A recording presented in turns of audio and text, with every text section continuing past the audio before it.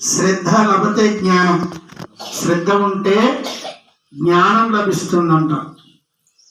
గురువుగారు అంటాడు, పిల్లలందరూ రండి ప్రవచనానికి అని. ఎందుకు తెలుసా? దాంతో చాలా లాభం ఉన్నది.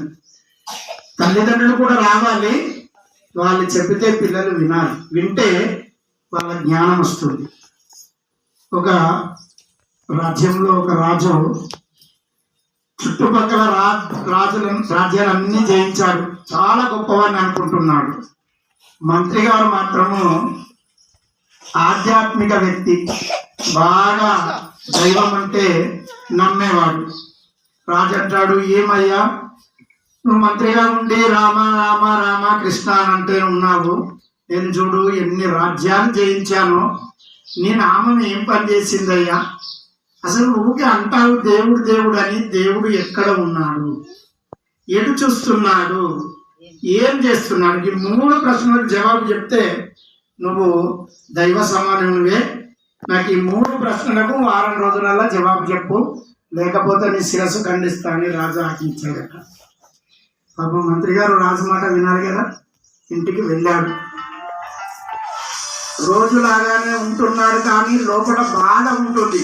ఆ రాజు అన్నాడు, నువ్వు ఈ వారం రోజులు ఇక్కడికి రావాల్సిన అవసరం లేదు, వీటికి జవాబు వెతుక్కొని రా అని అంటే పాపం ఇంటిగానే ఉంటున్నాడు, కొంచెం బాధతో ఉంటున్నాడు. ఆ మంత్రికి ఒక కూతురు ఉంటుంది, 16 సంవత్సరాల కూతురు ఉంటుంది. చూసి చూసి వారం రోజులు గడుస్తుంది. తెల్లారితే రాజు దగ్గరికి వెళ్ళాలి, జవాబు చెప్పాలి. ఆ రోజు భోజనం చేయలేకపోతే కూతురు అన్నది, నాన్నగారు భోజనం ఎందుకు చేస్తున్నావు? వారం రోజులు చూస్తున్నాను, రోజంతా కృషించి పోతున్నావు, కారణం ఏమని అడిగితే ఏం చెప్పాలమ్మా, నువ్వు ఏమి ఆరుస్తావా తీరుస్తావా? నేనేం చెప్పాలంటే, నాన్నగారు నువ్వు చెప్పండి, నీ పెంపకంలో పెరిగిన దానిని నేను ఏ విషయమైనా చెప్పమనంటే, అమ్మాయి మా రాజుగారు 3 ప్రశ్నలు వేశాడు.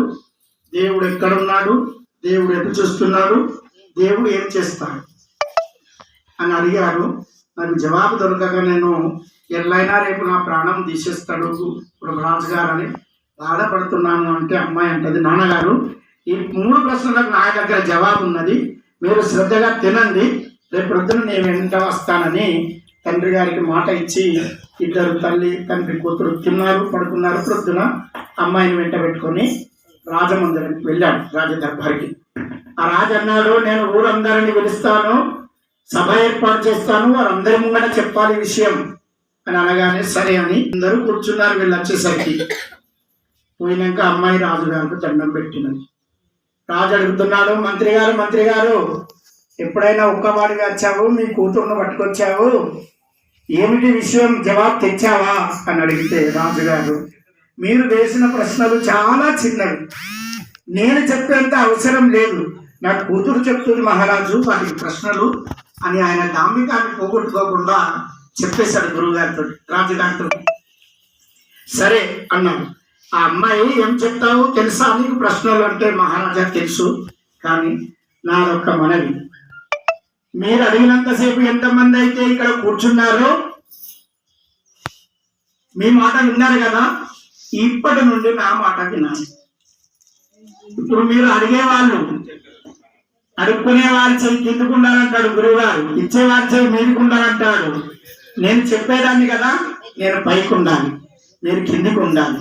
అయ్యా నా మాట మాత్రము ఈ గంట వినాలి అంటే మహారాజు ఒప్పుకున్నాడు. ఆయన కావాల్సింది జవాబు. ఆ రాజు దగ్గరికి పోయి, అయ్యా నేను ఈ సింహాసనంపై కూర్చుంటే మీరు జవాబు చెప్తాను. ఒప్పుకోలేదు, మాట వింటాను అన్నాడు. కనుక ఆ రాజేంద్రకి లేచాడు, మంత్రి గారు కూర్చున్న పక్కన కూర్చున్నాడు. అడుగుతున్నాడు ఇక మహారాజు, అమ్మాయి 3 ప్రశ్నలలో మొదటి ప్రశ్న అడుగుతున్నాను, దేవుడు ఎక్కడున్నాడు చెప్పు అనంటే, మహారాజా ఒక బిందెడండి పాలు తీసుకురండి అని అంటే బిందెడు పాలు తీసుకొచ్చి అక్కడ పెట్టారు. అమ్మాయి అందులో వెతుకుతుంటే మహారాజు కోపం వస్తుంది. ఏమమ్మా ఆటలాడుతున్నావా, దేవుడు ఎక్కడున్నావా అని నేను అడిగితే, ఆ పాల బిందెలో చేయబెట్టి తింపుతున్నావేంటిది అని అడిగితే, మహారాజా నేను వెన్న కొరకు ఎంకులాడుతున్నాను, కృష్ణునికి వెన్నంటే ఇష్టం కదా, ఆ దేవునికి వెన్న తెప్పియాలని నేను వెంకులాడుతున్నాను అని అంటే, ఏమమ్మా పాల అట్లా వెన్న దొరుకుతుంది అమ్మ ఏం చేస్తే దొరుకుతుంది? పాలను కాగబెట్టాలి, దానిలో పెరుగు తోడు వేయాలి, చల్లారినాక తర్వాత పెరుగును చిలికితే చల్లవుతుంది, చల్ల నుండి వెన్నొస్తుంది అని మహారాజే చెప్పాడు జవాబు.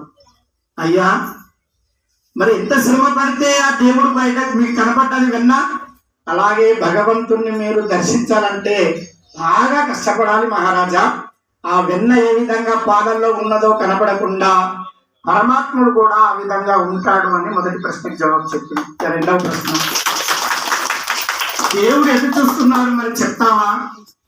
సరే మహారాజా, ఒక దీపం తీసుకురండి, అందులో ఒక వత్తి వేయండి, నూనె వేసి వెలిగించండి. వెలిగించారు. ఇప్పుడు మహారాజా మీరే చెప్పండి మహారాజా, ఆ దీపం ఎటు చూస్తుందో ఒకసారి చెప్పండి మహారాజా. దీపం యొక్క కాంతి అంతటా ఉంటుంది, ఇటు చూస్తున్నా అటు చూస్తున్నా అనే భేదం లేదు. అలాగే పరమాత్ముడు కూడా అంతటా చూస్తాడు మహారాజా అని రెండవ ప్రశ్నకి జవాబు చెప్పాను. మూడవ ప్రశ్నకి దేవుడు ఏం చేస్తాడు అమ్మాయి అని అడిగాడు మహారాజా. దేవుడు కలుసుకుంటే రాజును మంత్రిని చేస్తాడు, మంత్రిని రాజును చేస్తాడు. నేను మంత్రి బిడ్డను, మీ రాజ సింహాసనంలో కూర్చున్నాను, మీరిప్పుడు మా నాన్నగారు మంత్రి పక్కన కూర్చున్నారు మంత్రి స్థానంలో. దేవుడు కలుసుకుంటే ఆ విధంగా చేస్తాడు అని మూడవ ప్రశ్నకు జవాబు చెప్తే మహారాజు వాళ్ళు మోయలేనంత ద్రవ్యం ఇచ్చి పంపించాడు. ఇది పిల్లలకే ప్రత్యేకంగా చెప్తున్నాను.